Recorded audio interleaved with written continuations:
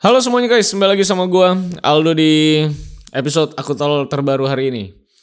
Jadi kan kalau kita lihat fenomena belakangan ini ya, selain kasus dor-doran ya, sebenarnya kan ada kasus soal pesulap merah ya, yang membongkar banyak sekali praktik-praktik yang ternyata punya indikasi bagi beliau pesulap merah tuh mungkin menipu gitu.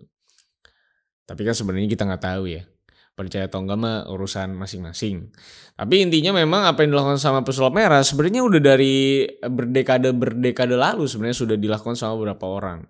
Sebenarnya kulturnya juga pun panjang. Tapi hari ini gue tidak ingin membahas kultur yang panjang itu. Tapi gue ingin fokus dengan satu nama yang terkenal, yaitu adalah James Randi. Seseorang yang memang tujuan hidupnya adalah membongkar praktik-praktik penipuan dari orang-orang yang mengklaim dirinya sebagai paranormal atau kalau pada saat itu tuh sebagai psychic. Bisa baca pikiran orang atau mungkin bisa baca zodiak, bisa memprediksi kehidupan, bisa berbicara dengan arwah, bisa berkomunikasi dengan bayi gitu ya, bisa mencari lokasi orang hilang, berkomunikasi dengan hewan, mencari sumber air gitu ya dengan macam-macam detektor gitu dan kawan-kawannya. Bisa menggerakkan barang-barang juga seperti telekinesis. Yang sebenarnya udah gue sempat bahas secara live di salah satu live streaming gue di mungkin sekitar 2 tahun yang lalu. Nah tapi hari ini gue ingin berfokus kepada James Randi dengan tantangan 1 juta dolarnya yang tidak pernah terpecahkan sampai akhirnya James Randi meninggal di tahun 2020. Bagaimana sejarahnya? Let's begin this video guys.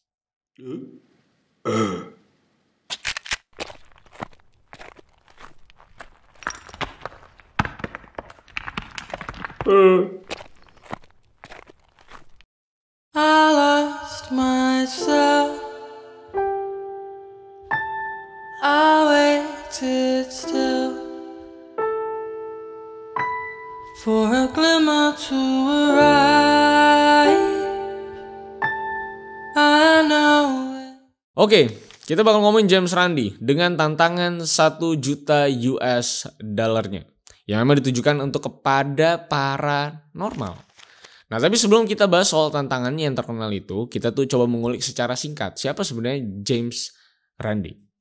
Jadi James Randi ini adalah seorang pesulap sebenarnya dengan nama asli Randall James Hamilton Zwinch yang lahir pada tanggal 7 Agustus 1928. Jadi emang udah kakek-kakek kalau sekarang, bahkan sudah meninggal ya.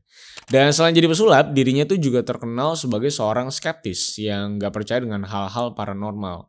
Mulai dari yang namanya psychic sampai ilmu-ilmu paranormal. Mulai dari yang bisa bicara dengan hantu, arwah, bisa mengartikan perkataan bayi, dan kelakuan-kelakuan magis lainnya.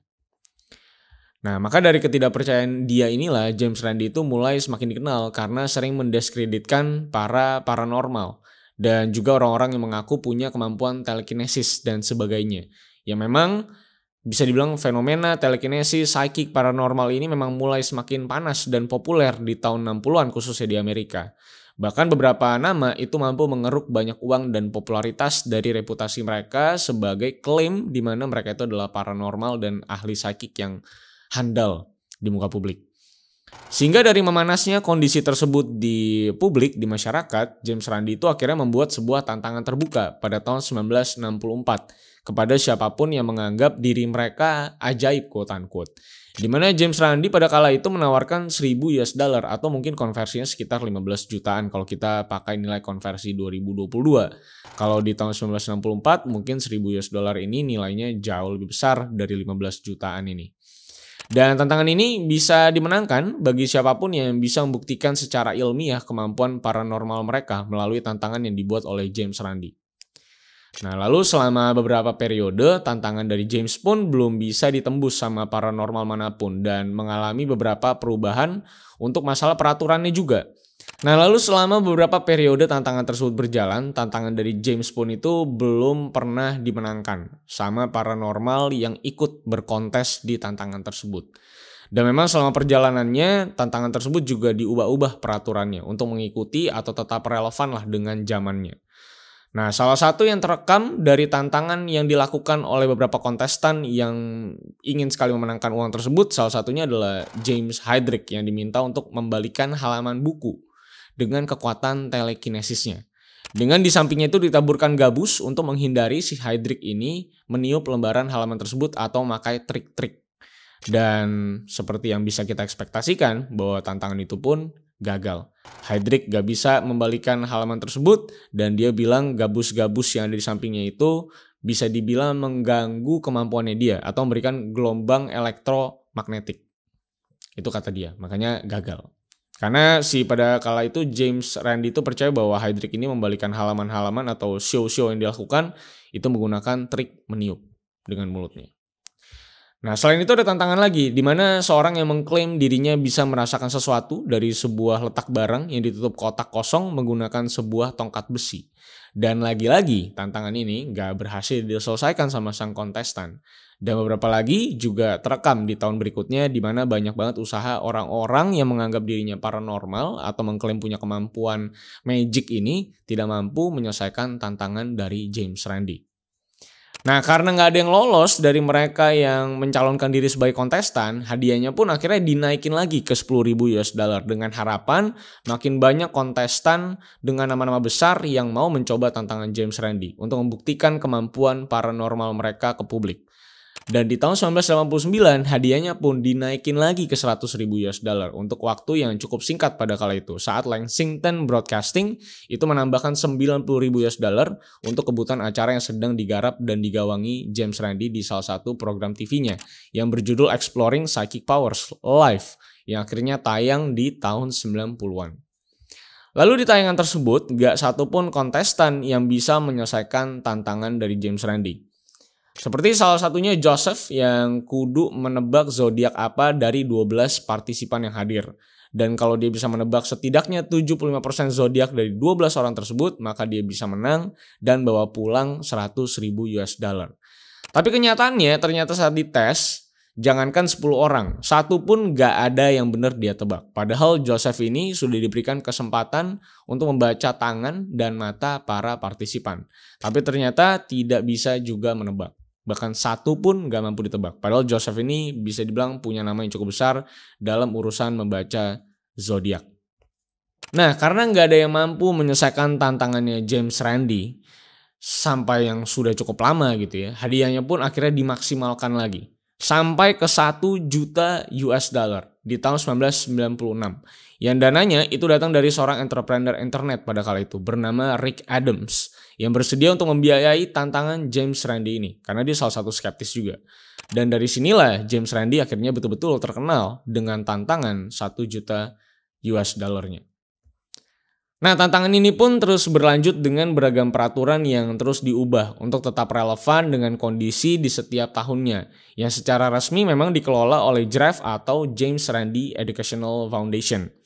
Di mana akhirnya memang pada tahun 2006 akhir menuju 2007, publik itu bisa dibilang menyatakan sebuah statement lah kepada James Randi bahwa James Randi ini sepertinya memberikan tantangan ini itu akhirnya jadi nyasar kepada para kontestan yang nggak punya reputasi, alias bisa aja orang-orang yang ngikut tuh cuman memang pengen nongol di TV doang tanpa adanya kredibilitas yang bisa dipertanggungjawabkan. Dan akhirnya cuman bikin malu paranormal yang beneran gitu. Makanya di bulan April 2007 para kontestan yang mau ikutan akhirnya diharuskan punya profil di media. Dan memang sudah diakui punya kemampuan paranormal tersebut entah dari publik ataupun secara akademik yang tidak langsung. Jadi bisa dibilang orang-orang yang ikut harus pernah muncul di TV, punya rekaman-rekaman, dan setidaknya publik sudah mengakui dia sebagai orang yang punya kemampuan gitu kira-kira.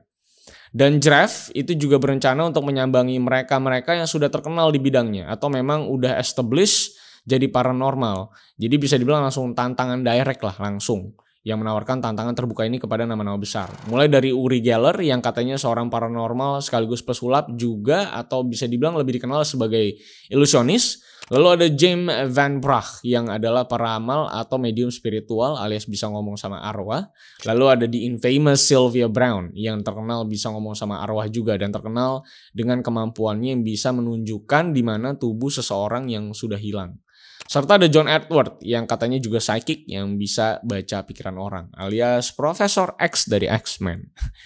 Dan nama-nama besar yang udah gede di TV Amerika ini pun diberikan 6 bulan pada kala itu untuk merespon tantangan direct dari James Randi ini. Dan sampai periode 6 bulan tersebut, nggak ada informasi lebih lanjut terkait tantangan terbuka tersebut yang akhirnya membuat asumsi publik sepertinya tidak adanya penerimaan dari nama-nama yang ditantang. Alias yang ditantang itu nggak ada yang menjawab tantangan tersebut. Nah, karena nggak ada progres dari tantangan tersebut, akhirnya si Draft ini pada tahun 2008 menyatakan bahwa pada 2010 alias setelah 12 tahun tantangan terbuka tersebut dibuka, tantangan ini akan resmi ditutup guna menggunakan uang 1 juta US dollar untuk kegiatan yang lebih produktif dibanding disimpan doang di bank. Dan tentunya selaras dengan berbagai calon partisipan yang mendaftar, nggak ada yang layak bisa dibilang untuk ikut tantangan ini. Dan tidak lolos kualifikasi peraturan dari Draft atau foundationnya James Randi. Dan tentunya James Randi berkata bahwa Draft ini jadi ribet ngurusin banyak telepon, email, dan berbagai diskusi yang cukup memakan biaya dan waktu dari foundation tersebut. Makanya diputuskan untuk tahun 2010 kayaknya bisa dibilang tantangan terbuka ini atau sayembara ini bakal dimatikan secara total. Walaupun memang publik merasa bahwa pernyataan ini akhirnya berlawanan dengan peraturan dari tantangan tersebut yang menyatakan bahwa tantangannya James Randi ini harusnya terus berlanjut sampai menemukan pemenangnya. Karena itu yang James Randi katakan dari awal. Bahkan tantangan ini akan terus lanjut walaupun James Randi itu sudah meninggal. Kira-kira itu peraturan yang dicantumkan di tantangan 1 juta US dollar ini. Nah, karena mungkin dapat tekanan dari publik juga dan dari beberapa pihak juga soal peraturan James Randi yang bisa dibilang dihapus di tengah-tengah jalan gitu ya, dan memang seharusnya terus berjalan, bahkan James Randi meninggal pun ini tantangan juga harus tetap jalan.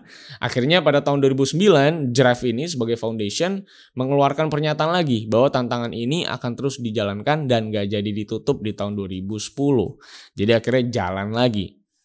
Lalu pada tahun 2011, Draft ini ngeset peraturan yang lebih rendah lagi dari sebelumnya supaya partisipannya ada yang mau ngikut lagi.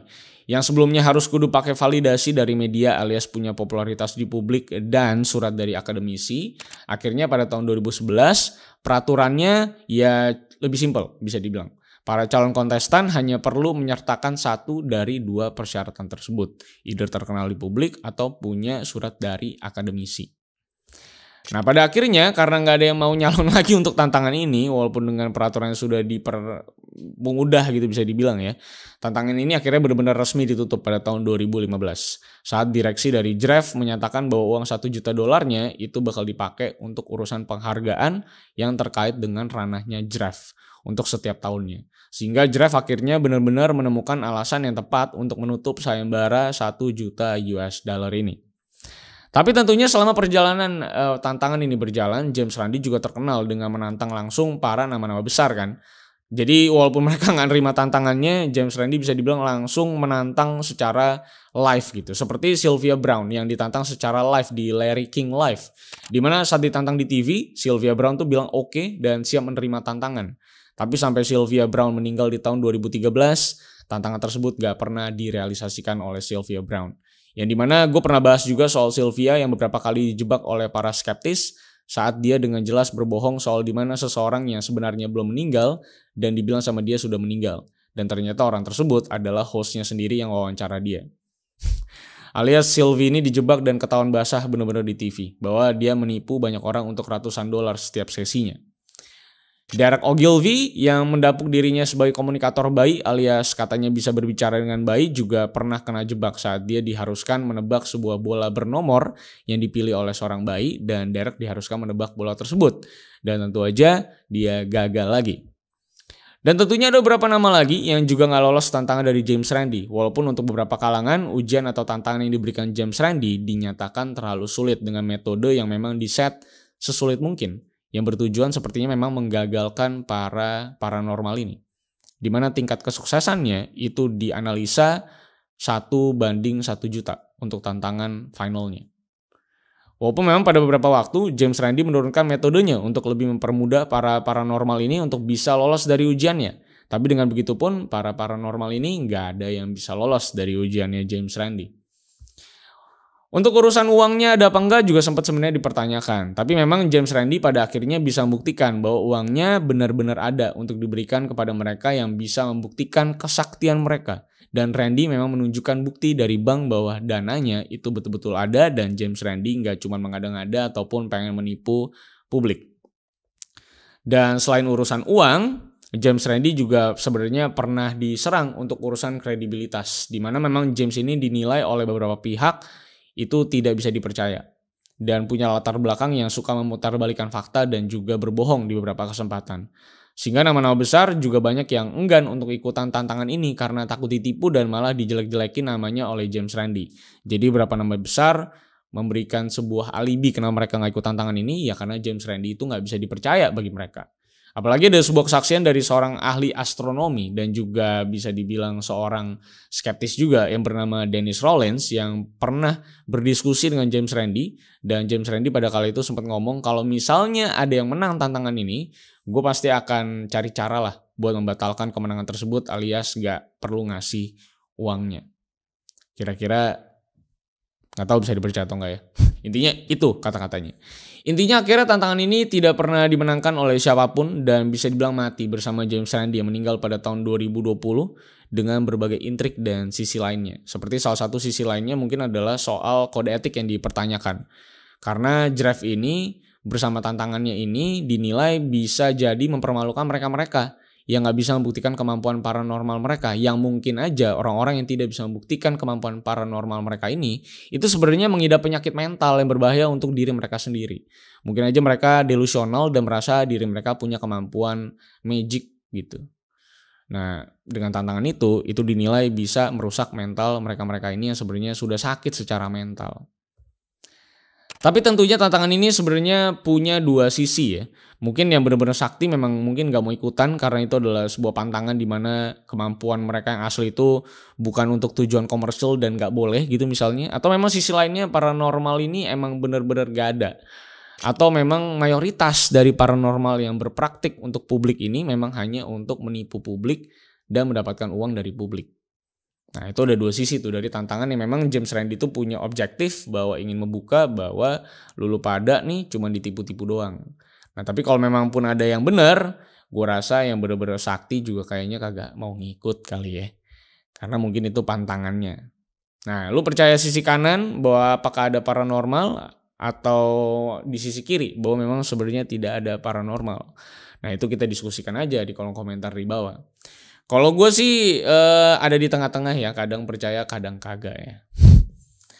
Tapi mungkin karena negara kita itu hangat sekali dengan iklim budayanya, jadi memang seperti ini memang banyak sekali kita percayai. Walaupun mungkin orang-orang yang kita percaya ini ternyata gak benar-benar sakti gitu. Tapi gue rasanya sakti beneran ada kali ya. Kali aja. Ya udah, sampai jumpa semuanya di video selanjutnya. Kalau misalnya kalian mau berkomentar, berdiskusi soal topik kali ini, silahkan drop di kolom komentar. Dan silahkan like, share, dan subscribe kalau misalnya kalian suka dengan video kali ini. Jangan lupa follow gue di @rivaldo_santosa kalau kalian mau DM gue hal atau kasus menarik yang bisa gue bahas di video selanjutnya. So, masih banyak hal-hal bodoh yang bisa kita bahas. Dan hal-hal di luar sana yang masih bisa kita bahas supaya kita lebih pintar setiap harinya. So, see you on the next video guys. I lost myself. I waited still for a glimmer to